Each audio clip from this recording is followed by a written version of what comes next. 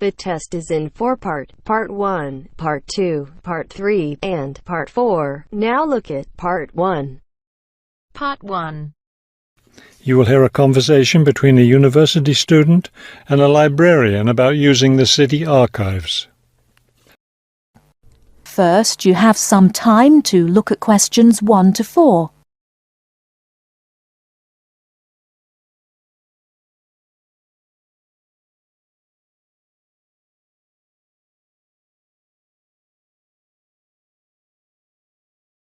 Now we shall begin. You should answer the questions as you listen, because you will not hear the recording a second time. Listen carefully and answer questions 1 to 4.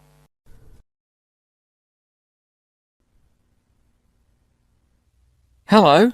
I was wondering if you could give me some information about using the archives? I'd be happy to. Are you a resident of the city? Actually, I live just outside the city, but I study at the university downtown. That's fine. All you need to do is show your university identification card, and you can use the archives at no charge, as long as your ID card is current, of course. Yes, it's valid. So I don't have to pay anything? No, city residents pay an annual fee, but students can use the archives for free. Everyone else needs to get special permission from the director, but that doesn't apply to you, of course. Oh, good. I was also wondering about the schedule. I have classes every day, Monday through Friday, and I also have a part-time job, so I could really only use the archives on weekends. That's not a problem at all. We're open all weekend. Actually, the only day we're closed is Monday, so you can come any day, Tuesday through Sunday. Are you open in the evenings? Yes, we're open from 9:30 in the morning until 8:30 in the evening. That will fit my schedule well.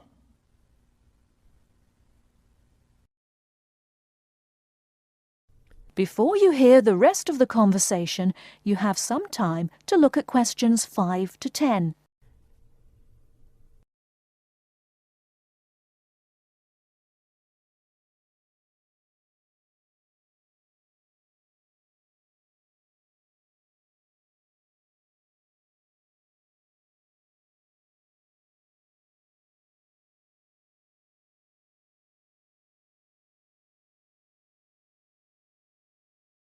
Now listen and answer questions 5 to 10.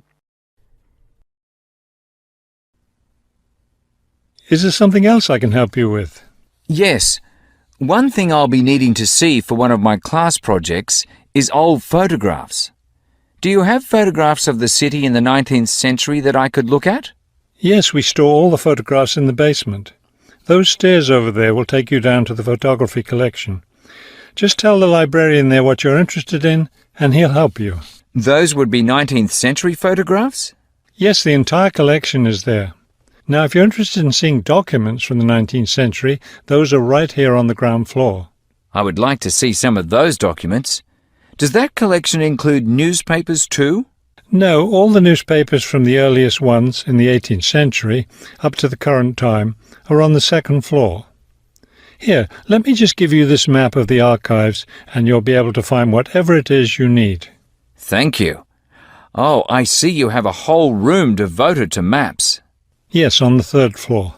That's great, because one thing I need to do is look at how the city has developed over time. I'm sure you'll find a lot of helpful information there. Of course, some of the maps are several centuries old, so generally visitors are only allowed to see photographic reproductions of them. That shouldn't be a problem. What's this on the 4th floor? Ogden's Woolen Mill. As I'm sure you know, Ogden's Woolen Mill was the major entity responsible for the growth of this city in the 19th century. The Ogden heirs gave money for the archives to devote an entire floor to information about the history of the mill. Will I be able to find information about the Ogden family there?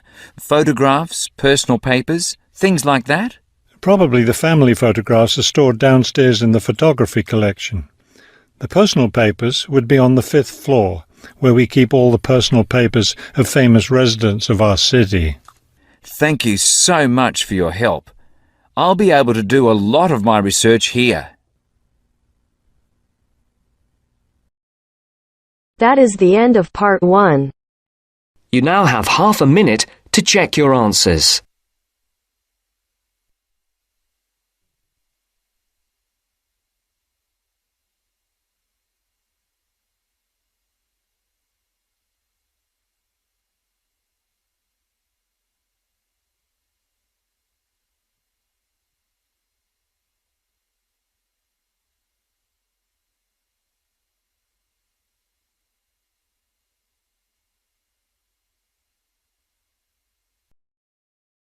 Now turns to part 2. Part 2. You are going to hear a conversation. First, you have some time to look at questions 11 to 17.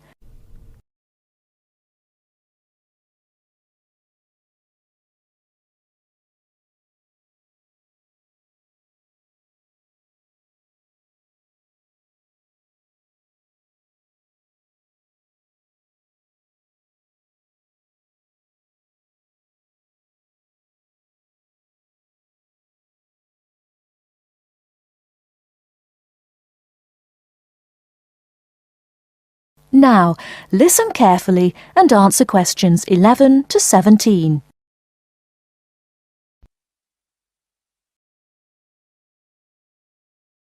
Rita speaking. What should I do for you? Oh, hi. I'd like to order some stationery. Could I know your name? Jackson Paris. Right. Can I just confirm your account number and the name of your company, Jackson? Sure. The number is 692411. 692411. Right. And you're from Rainbow Computer? No, the company is Rainbow Communications. Oh, OK. I'll just fix that on the system. Communications. And what would you like to order, Jackson? Envelopes. We need a box of A4, that is, normal size envelopes. White, yellow or manila? We'll have the plain white, please, but the ones with the little windows. OK, 1 box. A4, white. Just 1 box, was it? On second thoughts, make those 2 boxes. We go through heaps of envelopes. As a matter of interest, are they made from recycled paper? No, you can't get white recycled paper. The recycled ones are grey, and they're more expensive actually. Right, we'll stick to white then. Something else, Jackson? Yes, we need some coloured photocopy paper. What colours do you have? We've got purple, light blue, blue, light green, whatever you want pretty much. There are 500 sheets on the pack. Let me see. We're going to need a lot of blue paper for our new price lists. So can you give us 10 packs, please? Make sure it's the light blue, though. 10 packs of the light blue. Anything else that we can help you with? Let me think. What else do we need? I'm sure there was something else. Pens, paper clips, fax paper, computer supplies, office furniture. Oh, yes. We need floppy disks. Do you have those nice coloured ones?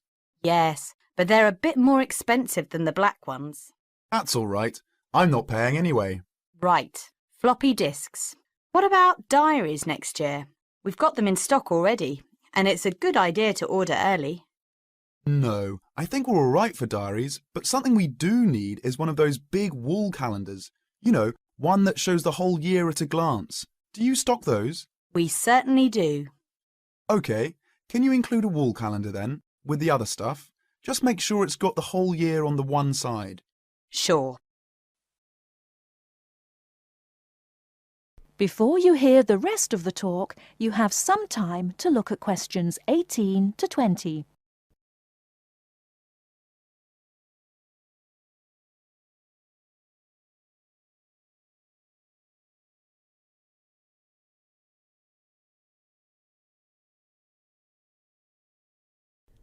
Now listen and answer questions 18 to 20. And do you have a copy of our new catalogue? No, I don't. But would you send one? Yes, I'll pop one in with the order. You'll find it a lot easier to remember what you need if you have our catalogue in front of you next time. Yes, good idea. And when can you deliver this? Should be with you tomorrow morning. Can you make sure that it's not after 11:30 a.m? Because we have to go out at 12. There's only myself here on Fridays. Fine. I'll make a note in the delivery docket that they should deliver before 11:30. Thanks very much. Thanks. That is the end of part 2. You now have half a minute to check your answers.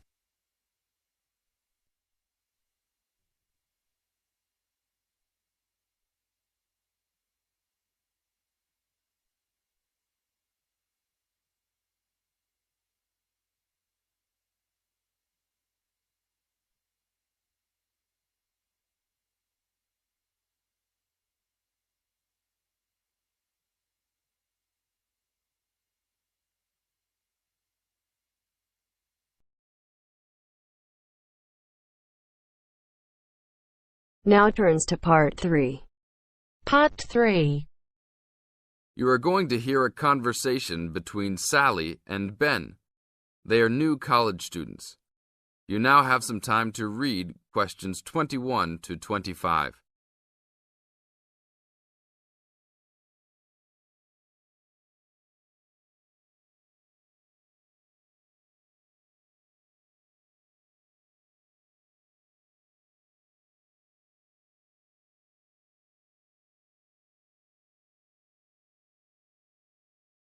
Now, listen to the first part of the conversation and answer questions 21 to 25. Hi, Ben. Sally. How are you? Fine. I wondered if I'd run into you. When did you get here? I only arrived last night, just in time. I prefer to travel on Sundays to miss the working rush. I suppose you arrived in plenty of time. Oh, I've been here for 4 days now, so it must have been Thursday that I arrived. I like to have a good chance to look around and settle in. I should have come earlier too. I'm hoping to get a part-time job. Well, you've no time today, I suppose. Do you still plan to be an architect?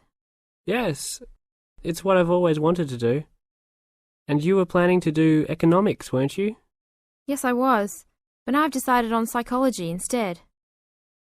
How many textbooks do you have to get? I've been given this long list, and I'm sure they'll cost a fortune. See? That looks a lot. It's longer than my list. Well, it's 14 all told. So I might use library copies instead of buying some of them. What about you? I'll probably buy the whole lot of mine because I only have 5 on my list, although I'm sure there are many more I'll have to read. Luckily, we don't have to read them all straight away. Have you got your class timetable yet? It came with the book list. When do your lectures start? Tuesday. That's tomorrow. How about yours? Oh, I've got an extra day, the day after yours start. Now you have some time to read questions 26 to 30.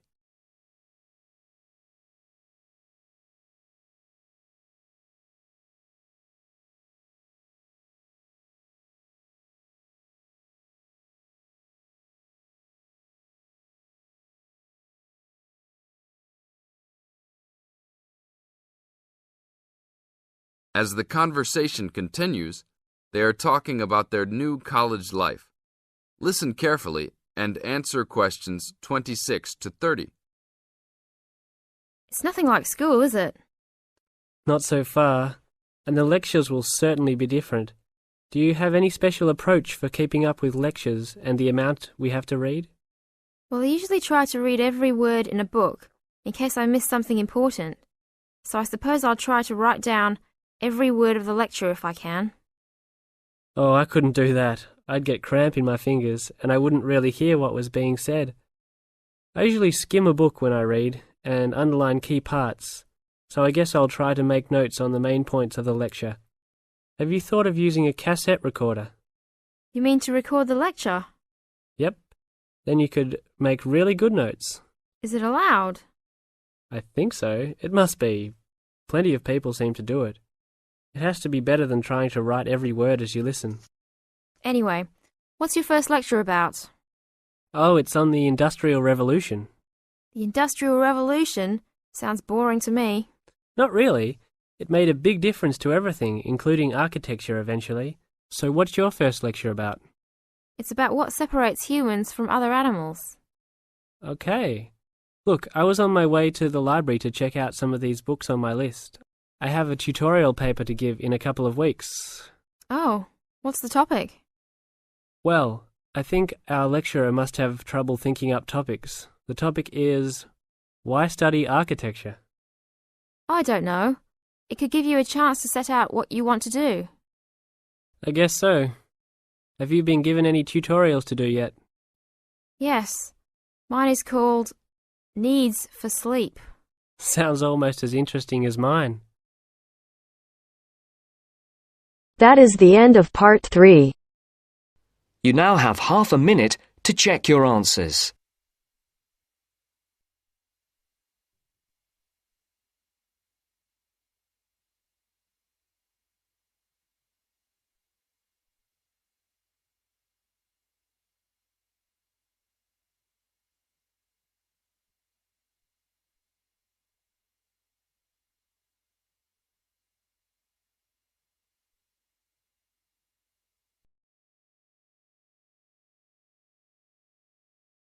Now turns to part 4.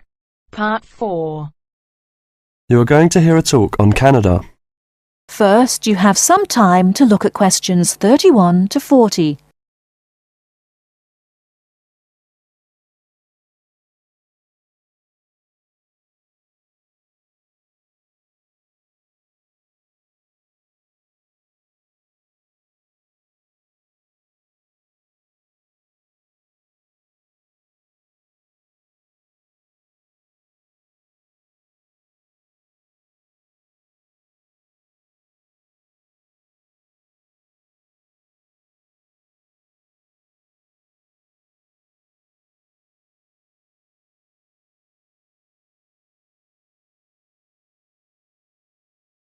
Now listen carefully and answer questions 31 to 40. Good morning and welcome to this talk on Canada. Many people think of Canada as a land of ice and snow. They think of it as a young country with few inhabitants, a country of English-speaking white people. While some of this is true, it is also an inaccurate description of the country we call Canada.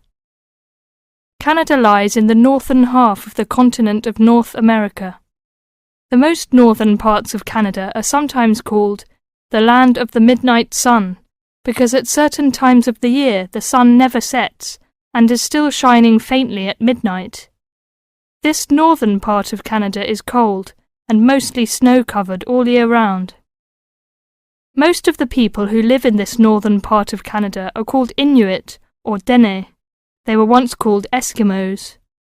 They are the original people of this land and are part of what are called the First Nation. As we move to the more southern parts of Canada, the land changes and so does the people.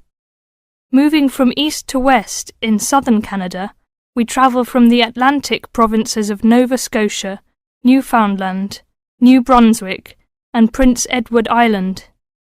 These small provinces, with small populations, border on the Atlantic Ocean. The land in these provinces is not very fertile, so fishing, forestry, and mining are the main industries, although in some small areas, agriculture is also important. If we travel west from the Atlantic provinces, we come to central Canada, composed of the large provinces of Quebec and Ontario. Both provinces are rich in natural resources, have fertile land, and are the centres of industry for Canada's largest cities. Toronto and Montreal are found in these provinces. The province of Quebec is the centre of French language and culture in Canada. In fact, Montreal is the second largest French-speaking city in the world after Paris. Finally, in the far west of Canada, we come to the province of British Columbia. This province is separated from the prairies by the Rocky Mountains and is bounded on the west by the Pacific Ocean. British Columbia is often called simply the West Coast. British Columbia is an attractive place for tourists because of its mild climate, spectacular mountains, seacoast, and beautiful forests. Agriculture, forestry, Shipping and fishing are major industries in British Columbia. The people of this land of Canada are as varied as its landscape. The original settlers, those we call the people of the First Nations, came from Asia by crossing the Bering Strait from Siberia to Alaska. In their new environment, they developed many new languages and cultures. In the 16th century, the first Europeans arrived in eastern Canada. They came from Britain and France. By making treaties with the original inhabitants, they gradually established colonies in eastern and central Canada. After a war with France, Britain took over the French colonies in Quebec and eastern Canada. By the end of the 18th century, all of Canada was under British rule.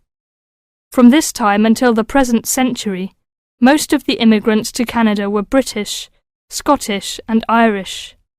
In this century, however, Canada has had an influence of settlers from all over the world. There are now hundreds of thousands of people from Asia, Africa and South America who now call Canada their home. That is the end of part 4. You now have half a minute to check your answers.